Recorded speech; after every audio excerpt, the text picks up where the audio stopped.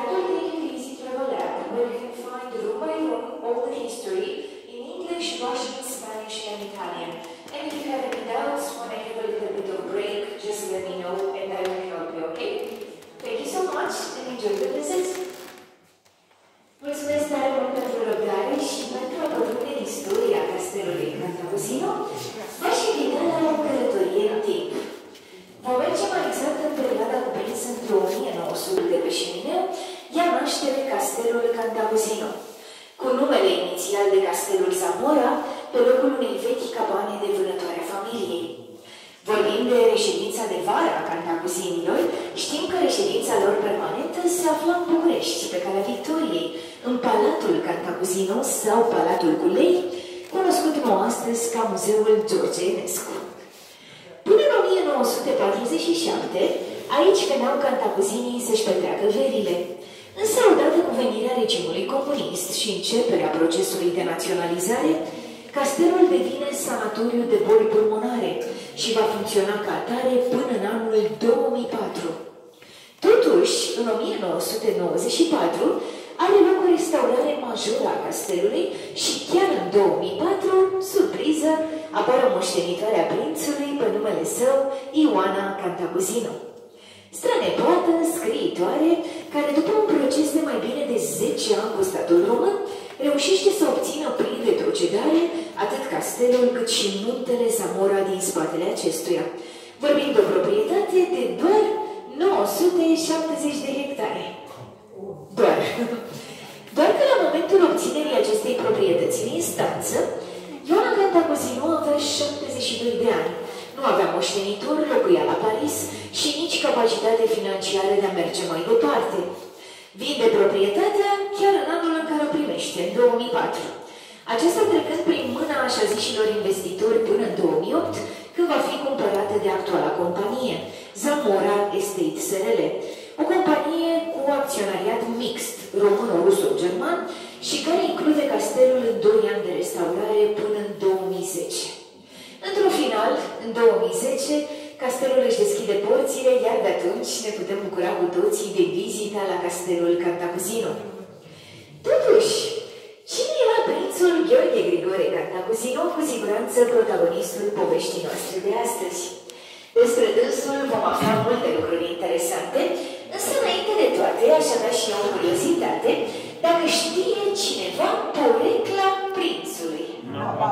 Nababul, foarte bine. Nabab s-ar traduce cumva ca Marele Bogătaș. E o titulatură ce vine din Imperiul Mongol și se spunea Nababul datorită averii colosale pe care a deținut-o. Era cel mai bogat om din țara românească la acea vreme. Nababul s-a născut în 1832, a studiat la București, la Viena și a obținut doctoratul în drept la Paris, fiind unul dintre cei mai educați oameni de la acea vreme, și s-a întors acasă, în țară, în 1858. De la momentul întoarcerii și până la sfârșitul vieții sale, acest domn a fost primar al Bucureștiului, de 2 ori prim-ministru al României, ministru de finanțe, de justiție și lista poate continua. La momentul decesului său, în 1913, avea 81 de ani, suferea de o boală pulmonară, ocupa funcția de președinte al Senatului României. Vorbim de o figură politică importantă a celor vremuri, dar și de un politician candelabru original și îl vom vedea un pic mai târziu în sala de bal. A dispărut întreg mobilierul din lemnului. Cărți, manuscrise, documente, opere de artă, printre ele și o pictură a lui Sandro Botticelli. Toate acestea, din păcate, dispărute fără urmă până în zilele noastre. Însă, aș vrea să ne concentrăm pe ce a rămas. Elemente originale, restaurate, donații, care merită descoperite și admirate. Chiar aici, în holul principal, de dedesubtul picioarelor noastre, avem un exemplu bun. Pavimentul original de la inaugurare din 1911, greu de luat cei drept, o ceramică glazurată din Italia care ne creează senzația de covor. Observăm în ea cercul, simbol al perfecțiunii, cu motive vegetale în interior, iar în jurul fiecărui cerc, grupate 2 câte 2, 8 capete de bufniță stilizate. Le putem recunoaște ochii cu albastru și cu bleu. Am găsit cu toții bufnița, da? Bufnița este un simbol foarte des întâlnit în castel și pe parcursul turului cu siguranță vom mai vorbi despre el. Guys, please try to lower the voice a little bit. Just lower the voice a little bit, okay? Thank you so much. Dacă aruncăm o privire pe brâul mare înconjurător al acestui așa zis covor, întâlnim dragonul, simbol al puterii și al suveranității, protector al castelului, și vița de vie sau strugurele, întotdeauna simbol de bogăție și prosperitate. Ridicăm privirea către ușa principală de intrare în sala de bal și întâlnim vitralii originale din sticlă de Murano. Tot din Italia, de pe insula Murano, extrem de frumoase și valoroase, ansamblate manual la Sinaia de maestrii locali. În partea superioară, recunoaștem doi păuni stilizați cu crini imperiali în cioc. Păunul este simbol de măreție și viață veșnică, iar crinii imperiali ne duc cu gândul la regalitate. Și șemineul este deosebit. El a fost realizat chiar aici, în interiorul castelului, dintr-un singur bloc mare de calcar de Alpești, din județul Argeș. Există numeroase zone de șemineu în întreg castelul, elemente de decor foarte iubite de familie. Și spun elemente de decor pentru că nu prea erau folosite. Noi spuneam că aici cantacuzinii veneau vara, poate dacă aveam o noapte un pic mai friguroasă. Sunt funcționale și astăzi, doar că din motive de conservare, coșurile lor au fost zidite. În partea de jos recunoaștem un mozaic într-o tehnică romană, iar în cea de sus, mozaicul acesta policrom foarte frumos colorat, care se face ca un puzzle, piesă cu piesă, deselă cu deselă. Un pic mai jos un vultur, simbol al puterii, și imediat lângă o amforă, simbol al bogăției.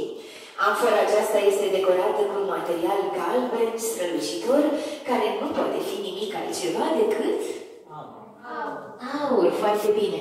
Foiță de aur, prezentă în aproape toate șemineurile din castel, dispărută în mare parte în perioada comunistă, însă completată cu restaurarea din 94. Înainte de a ajunge în biroul prințului și în sala de audiențe, aș vrea totuși să aruncăm o privire chiar pe aceste uși. Sunt uși originale ale castelului din lemn de stejar, cu o dantelerie deosebită, singurele uși din castel, în care putem aprecia blazonul familiei Cantacuzino, împărțit în 9 cartiere. În partea sa centrală recunoaștem în stânga Aquila, simbolul țării românești, iar în dreapta capul de băur, stema Moldovei. Din păcate mai observăm că din partea superioară a blazoanelor a fost smuls un element care se pare că era din bronz.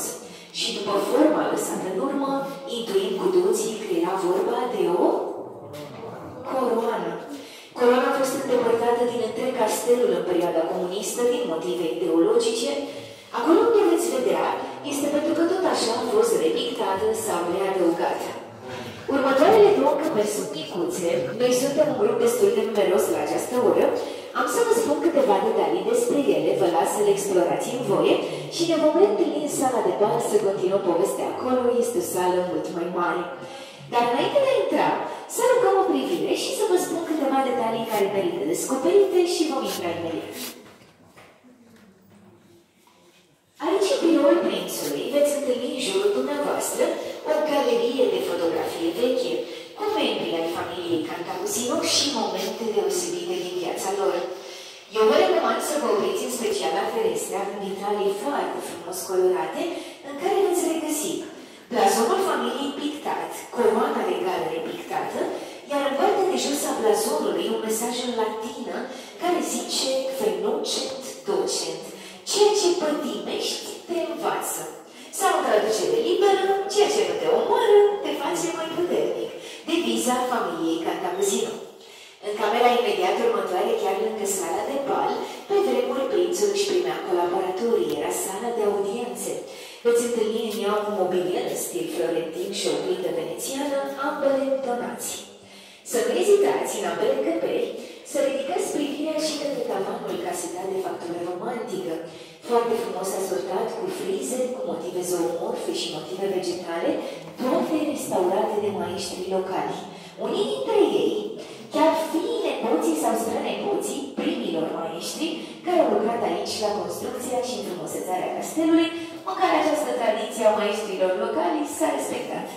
Acestea fiind spuse, vă invit în biroul prințului, ne vedem în câteva momente în sala de bal. Poftiți, vă rog.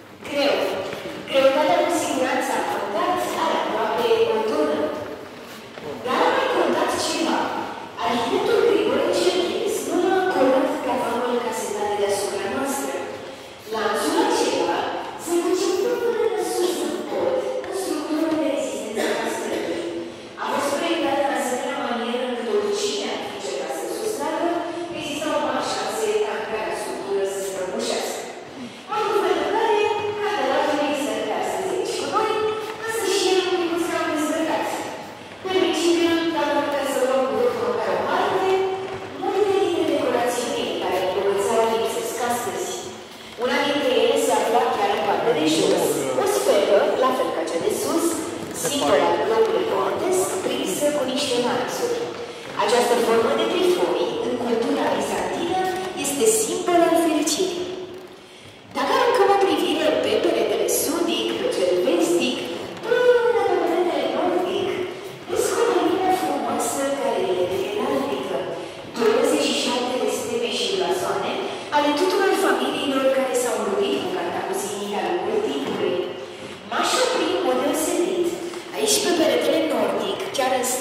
picturina babului, putem citi din colț numele celor 3 familii imperiale, și anume Cantacuzino, Paleologu și Conte.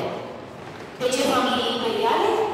Au dat împărați și chiar au format dinastii în cadrul Imperiului Bizantin. Imperiul Bizantin a dat în total 88 de împărați, printre care au fost și 2 Cantacuzini, Matei și Ioan al VI-lea Cantacuzenos. Și zic Cantacuzenos pentru că la origine erau greci bogați, născuți undeva pe la 1094, așa că vorbim de una dintre cele mai vechi familii din sud-estul Europei. În momentul în care prințul nostru a aflat din gura lui Nicolae Iorga că familia sa are origini imperiale, reacția sa a fost fabuloasă și a zis: și atâta Hohenzoller în sus și Hohenzoller în jos, dar Cantacuzinii ce-au? Că și noi avem origini imperiale. Prințul nostru se afla într-o permanentă competiție prietenească, ce-i drept, cu regele Carol I al României, pe motiv de cine are mai mulți munți, mai multe castele sau origini mai sănătoase. Până și acest castel a fost o replică pe care prințul i-a dat-o regelui Carol pentru castelul Peleș, felicitându-l pentru asemenea construcție cu amprentă germană, însă promițând că dânsul va construi aici un castel în stil neo-românesc, pentru că prințul se considera un român veritabil, cu toate că noi știm că și originile sale erau grecești.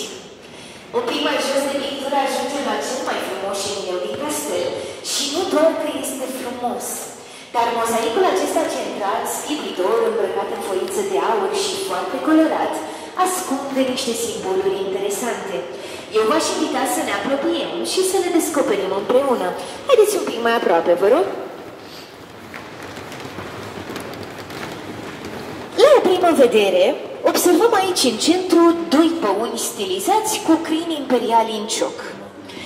Dintr-o perspectivă ușor diferită, lasă impresia că ar fi vorba de o bufniță. Ce ziceți, o vedem? Da.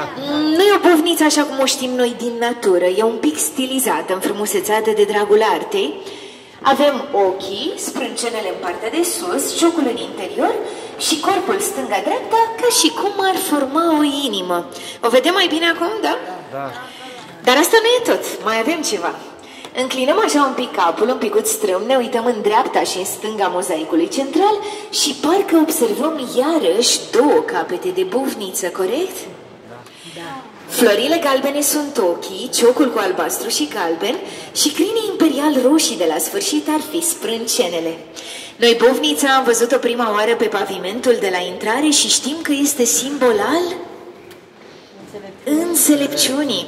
Pe vremuri, în casele românilor, reprezentarea bufniței sub o formă sau alta era semn de om cult, om cu carte sau om intelectual în casa respectivă, interpretare care cu siguranță îi se poate aplica prințului. Podeaua pe care ne aflăm împlinește în august 113 anișori. Lustruită, recondiționată, este lemnul original. În dreapta și în stânga șemineului, dar și la capăt de sală de tot, observăm aceste stele care se numesc de fapt puncte de diamant, au mai multe fațete, simbolizează universalitatea sau floarea vieții, dacă mergem cu gândul la geometria sacră. Aș arunca o privire împreună cu dumneavoastră și pe peretele estic al sălii de bal, pentru că avem această pictură murală unică în România. Este pictura originală a castelului și nu a trecut prin restaurări. Și asta ținând cont că în perioada comunistă toți pereții, fără excepție, au fost acoperiți cu vopsea industrială. În unele încăperi s-au dat până la 7, 8 sau 9 straturi peste pictura originală. Este cu adevărat incredibil cum de această pictură s-a salvat. Avem în fața noastră 12 strămoși ai prințului, fiecare dintre ei pictați pe piele de Cordoba, o piele de capră din sudul Spaniei, din zona Andalusiei. Prelucrată, dură și flexibilă în același timp, se folosește în special pentru îmbrăcarea scaunelor. Cu siguranță această piele de Cordoba a ajutat la rezistența și conservarea picturii în timp. Dar trebuie să vă spun că a existat și o persoană salvatoare. nu a fost totul chiar atât de negru. Cineva, în perioada comunistă, din păcate nu știm nici până astăzi cine, pentru a-i putea mulțumi, a avut o idee genială pentru a proteja această pictură și a îmbrăcat-o în 3 straturi de material diferit. Unul de hârtie, altul de pânză de sac și o tencuială foarte fină pentru a fixa și a izola primele 2 straturi. La restaurarea din 94, când toate straturile au fost îndepărtate, pictura a ieșit la suprafață superbă cum o vedem, fără să necesite îmbunătățiri în proporție de 98%. Restauratorii din 94 ne spuneau că aveau lacrimi în ochi în momentul în care au descoperit-o, pentru că această clădire arăta într-o stare deplorabilă și se gândeau că nu vor mai găsi nimic original. Din această pleiadă de personalități, m-aș opri în mod deosebit la numărul 4 din colțul din stânga, și anume Șerban Vodă Cantacuzino. Suntem acolo cu toții, da? Da. Șerban Vodă a fost domnitor al țării românești timp de 10 ani. S-a ocupat de redactarea și editarea primei Biblii în limba română împreună cu Constantin Brâncoveanu. Și tot Șerban Vodă a introdus cultura de porumb în țara românească. Pentru mămăligă sau floricele, lui Șerban Vodă ar trebui să-i mulțumim cu siguranță. Dacă aruncăm o privire și în partea opusă a sălii de bal, ne apropiem ușor de balconul brâncovenesc. Întâlnim aici un spectacol de culori. Cele mai bogate și frumoase vitrare din întreg castelul, în partea de jos originale, încep în sus restaurate și decorate cu personalități ale familiei.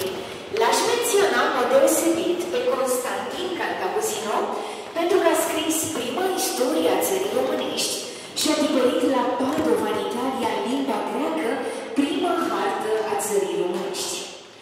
După atâta istorie, zic eu că ar trebui să ajungem și în locul preferat al prințului, și anume balconul. Dânsul ieșea vara pe balcon la prima oră a dimineții să bea o marghilomană. Ce era această marghilomană? Se pare că era o rețetă de cafea, fiartă fie cu coniac, fie cu rom, inventată de Alexandru Marghiloman, și dânsul membru al Partidului Conservator, prim-ministru al României, așa că prințul ieșea la o marghilomană, uneori mai avea și invitați. Dar înainte de a introduce pe balcon, ce credeți că le spunea? Nu se putea abține. Priveliștea pe care o veți vedea de 10 ori mai frumoasă ca a prietenului Carol de la Peleș.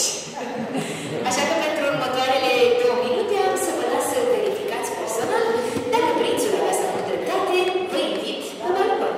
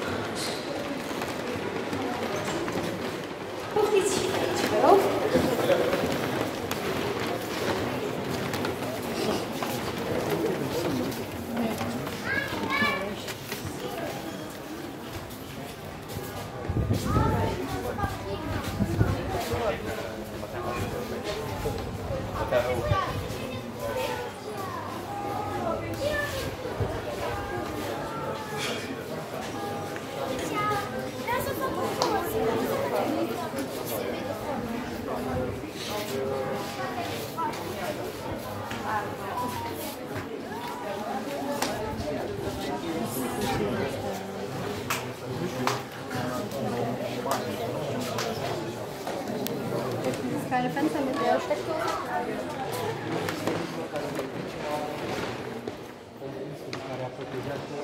Din păcate nu, și spre binele dânsului a fost bine că nu s-a știut identitatea sa. Acest castel în perioada comunistă era în subordinea MAI-ului, Ministerului Afacerilor Interne, deci nu oricine intra aici, în general în dictatura comunistă. Era ca loc de relaxare, loc de odihnă, mai făcut și un apartament. Și vorbim că printre aceste persoane, de fapt, au fost și cineva care avea apar. Da.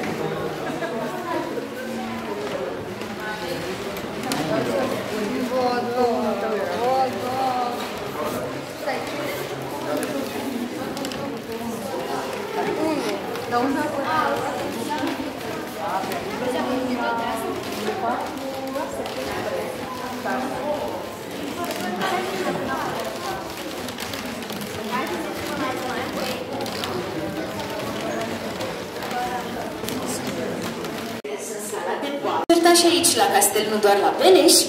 Inevitabil, la un moment dat intervenea foamea, invitații începeau să dispară ușor din sala de bal către sala de mese unde ne aflăm noi acum. În jurul dumneavoastră, cu siguranță ați observat lucrări ale copiilor din Asociația Cantacuzino. Sunt copii de aici din zonă care participă la cursuri de pictură la castel. Ne-am gândit și noi să-i încurajăm și să-i promovăm un pic și le-am deschis aici o mică galerie de artă. Pe vremuri, pe această ușă se intra cu mâncarea, iar pe ușa aceea din spate de tot exista un sistem de mini-lift automat, foarte revoluționar la acea vreme, care aducea de jos de la bucătărie, argintăria, vesela, tot ce aveau nevoie pentru o masă cum se cuvine. Bucătăria este încă de desubtul picioarelor noastre și este funcțională, aparține restaurantului francez Canta Cuisine, pe care îl avem în fața castelului, în partea de jos, în fosta cramă acestuia. Vorbim de o sală foarte degradată de-a lungul timpului, din cauza fumatului excesiv, a vaporilor și aburilor de mâncare, a necesitat restaurări amănunțite. Însă frizele s-au păstrat destul de bine, asta și pentru că nu au fost atinse cu vopsea în perioada comunistă. Vopseaua, din fericire, s-a dat până în zona frizelor și observăm acolo, sus în frize, două animale. Pe de o parte avem un leu, simbol al masculinității, iar de cealaltă parte o căprioară, simbol al feminității, însoțiți de strugure sau vițe de vie, întotdeauna simbol de belșug și abundență. Înainte de a părăsi sala de mese, aș vrea totuși să aruncăm o privire pe această fotografie de la 1928. Ea înfățișează salonul ardelenesc de la etaj, unde astăzi avem galeria de artă, pe vremuri spațiul intim al cantacuzinilor, cu cele 5 dormitoare în jurul acestuia. Din păcate, tot ce vedem aici, mobilier rustic, covoare, blidare, toate realizate pe comandă de maestrii transilvani, nu mai există astăzi în castel. Diferența de stil pare totuși foarte mare de la un etaj la celălalt. Aici ne aflăm într-un spațiu luxos în care prințul își dorea să impresioneze vizitatorii, însă la etaj se întoarce la ceea ce dânsul se considera în esență, un domn foarte conservator, din casa căruia nu putea lipsi un colțișor tradițional românesc. Fie vorba între noi, prințul nostru a avut multe colțișoare românești, pentru că la 1900 avea 20 de moșii și 17 munți.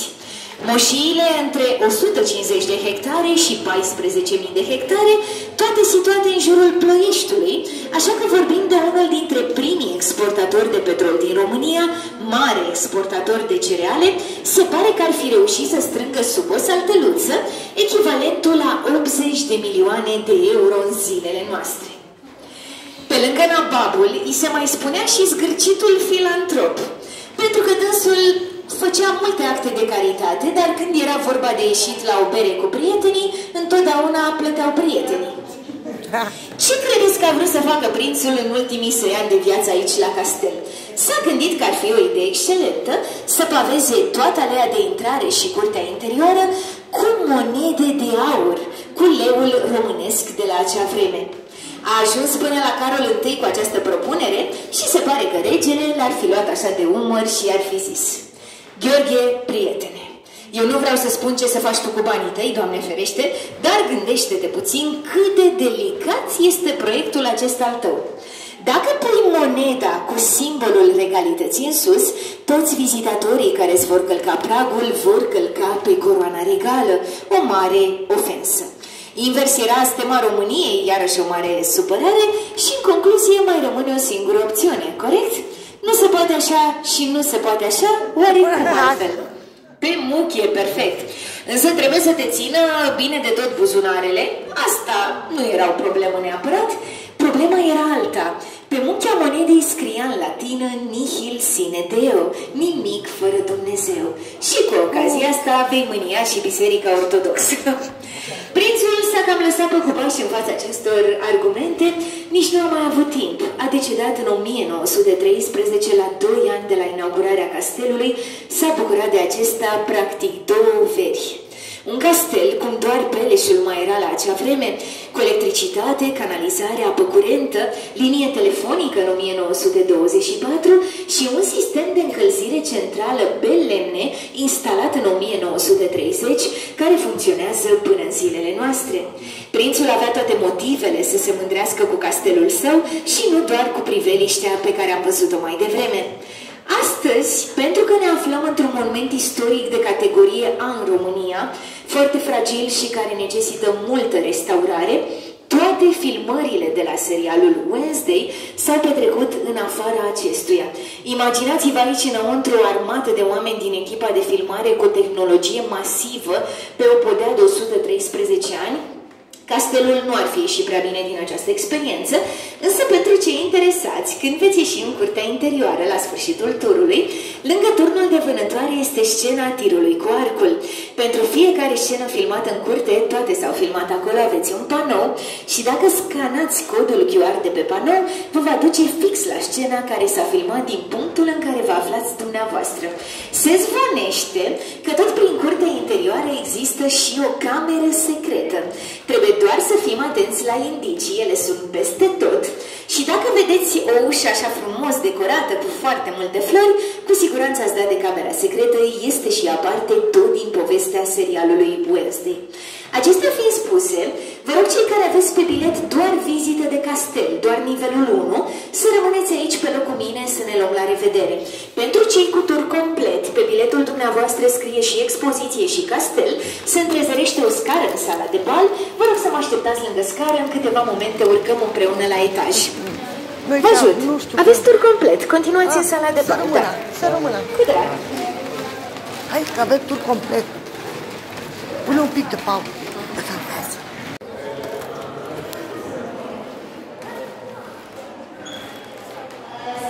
Am fost.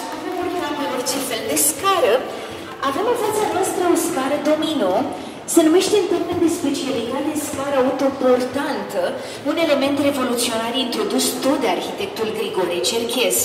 O scară independentă, fără structură metalică de niciun fel, exclusiv din lemn de stejar, ancorată în perete, în care fiecare treaptă își bazează greutatea pe cealaltă, la fel ca la jocul de domino.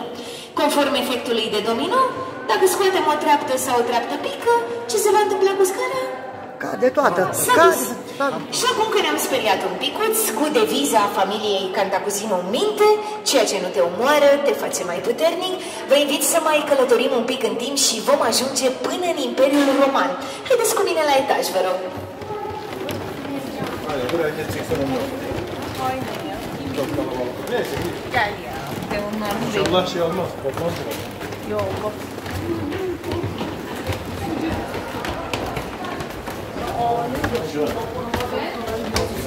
Diyorum ya, böyle roman yapmak için böyle yapıyorlar. Görüyor musun? Daha sallamaya. Sallamayı hiç yapıyor.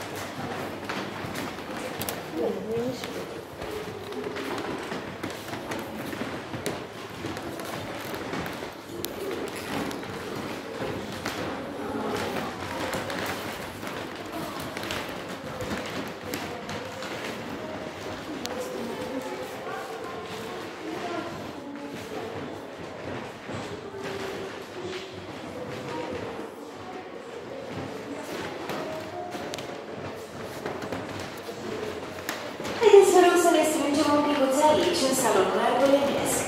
Vă spun câteva cuvinte și despre expoziție și am să vă las să vă bucurați de ea în voie.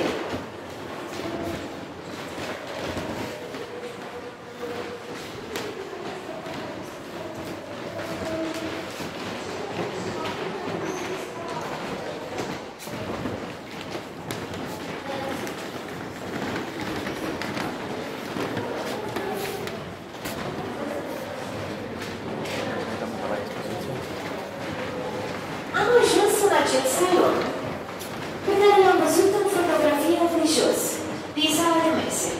Salonul arbolenesc cu cele 5 dormitoare ale familiei în jurul nostru.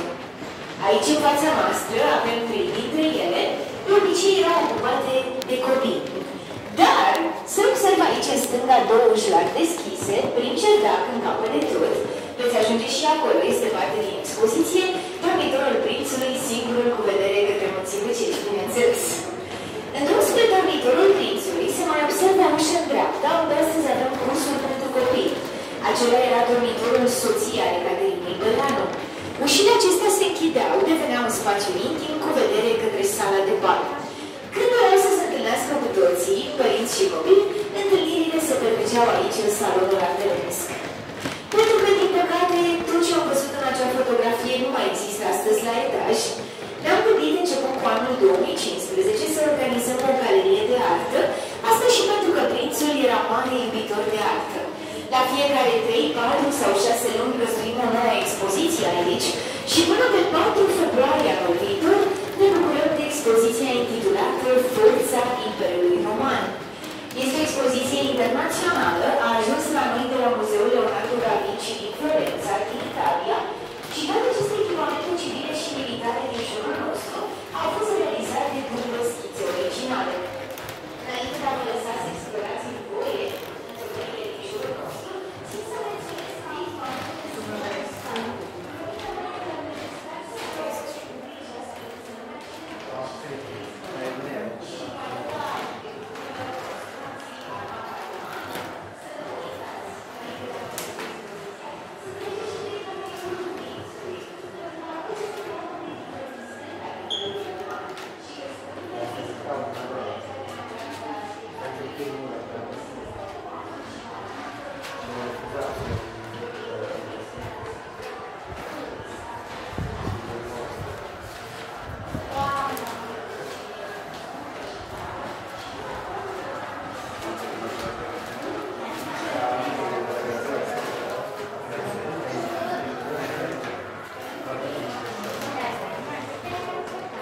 Așa era îmbrăcată mai mult. Păi, dar nu laborau. Alea protejau mentalul.